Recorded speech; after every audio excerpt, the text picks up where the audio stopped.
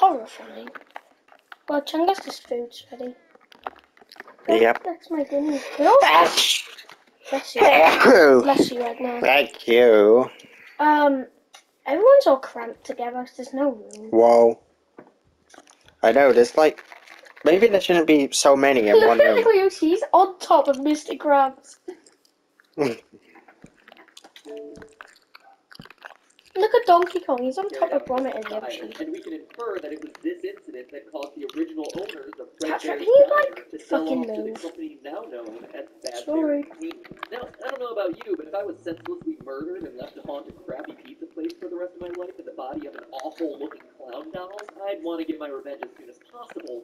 Fortunately for our vengeful puppet, though, it doesn't quite turn out that way. Fast forward a few years to Freddy Fazbear's Pizza, the first location, the one that has yet to appear in a game. This new restaurant is the one we learned about in my earlier episode and throughout the first game, where our pal the murderer uses a golden Freddy to lure away and kill 5 children in the back room. As we read through the various articles on the wall, he gets caught the next day, but the body's never found.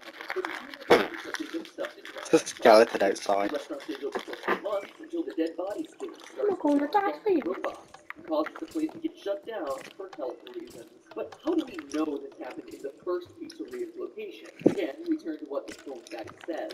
On night 2 of Five Nights 2, he mentions the smell coming from the old animatronics, the smell that got the original restaurant shut down. We also know that after the Golden Freddy incident, it took multiple months for the restaurant to get shut down. That couldn't have happened in the restaurant of Five Nights at Freddy's 2, which is shut down on night 6 and into the foreseeable future. But outside of these lore clues, it also makes logical sense. Before the Golden Freddy murders, there was one dead child whose tear-stained soul existed in the form of a puppet. But now there are 5 more dead children, and thanks to another of the death minigames, we find out exactly what happened to them. In the Help Them minigame, the puppet stuffs the dead children into the robotic tubes, giving their souls new life, and preps them for their eternal mission of vengeance.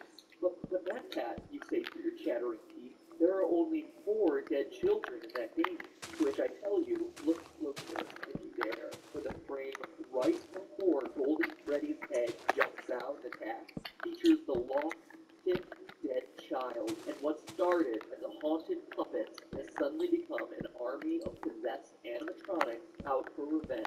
But wait, that's not all we know. We also know the murder was committed by the same guy who killed the first child.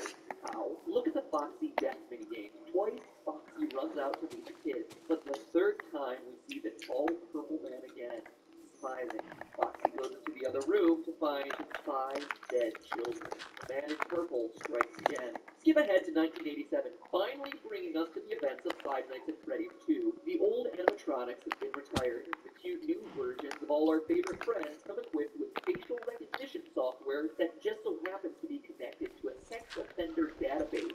Seems like an oddly specific detail, right? Until you consider that the last restaurant was closed for having children get kidnapped and killed by an employee. It's a safety measure. You see how it all ties together? So you have some animatronics possessed Nice by house, vengeful Wallace. spirits and another Good craftsmanship.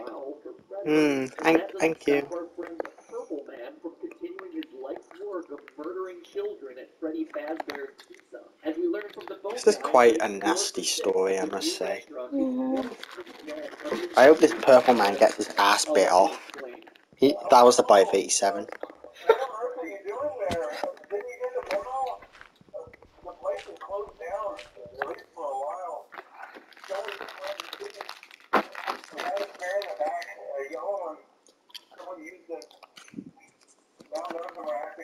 The Golden Freddy Killer struck again. The final death minigame also supports this. You, as Freddy, must walk through an exact replica of That's been Springtrap. animatronics all in their proper places, Mm. seeing the 5 We wouldn't know that, children though. spread out Yeah. in various rooms. Oh, yeah. And based on what Phone Guy says, it seems like the guilty party was the former night guard, the one who moved to day shift and the one your character replaced. I mean, Phone Guy makes plenty of uncomfortable references to suddenly having an available position during the day.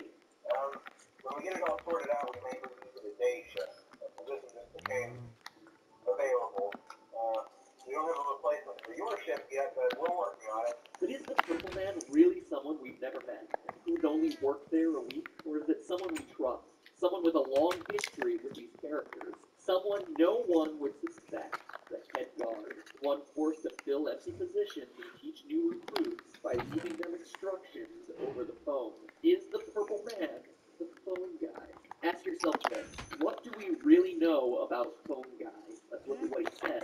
First, he always speaks like an outsider looking in. He refers to the management of the company as they. So he's not a higher up like the CEO or even a manager, but he's also not a typical day worker as he says things like the employees and the staff. So he works there, but isn't generally considered a regular member of the company.